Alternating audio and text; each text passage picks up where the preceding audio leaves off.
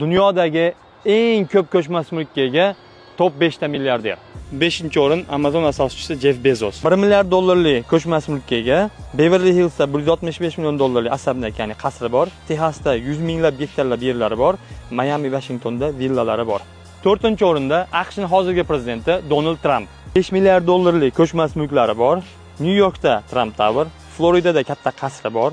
15 ta golf klublari va mehmonxonalari bor va Dubayning o'zida o'zini binosini quryapti. Trumpning asosiy boyligi ko'chmas mulkdan keladi. 3-o'rinda hindistonlik milliarder Mukesh Ambani. 6 milliard dollarlik ko'chmas mulkka ega. Dunyodagi eng qimmat 2 milliard dollarlik 27 qavatli uy ham Hindistonda joylashgan. Dubaydagi eng qimmat villa ham Ambaniga tegishli. 2-o'rinda eng eski va aqlli milliarderlardan bittasi Warren Buffett. O'zi Omahadagi oddiy uyda yashaydi, lekin 30 milliard dollarlik ko'chmas mulklarini kompaniyalari orqali boshqaradi. Yevropada savdo markazlari, dunyo bo'ylab ofislari bor.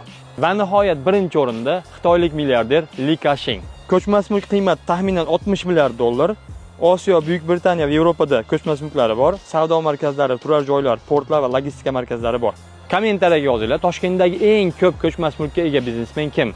Agar Dubayga yo'la kerak bo'ladigan bo'lsa, menga aloqa qilinglar, agent tanlashda adashmang.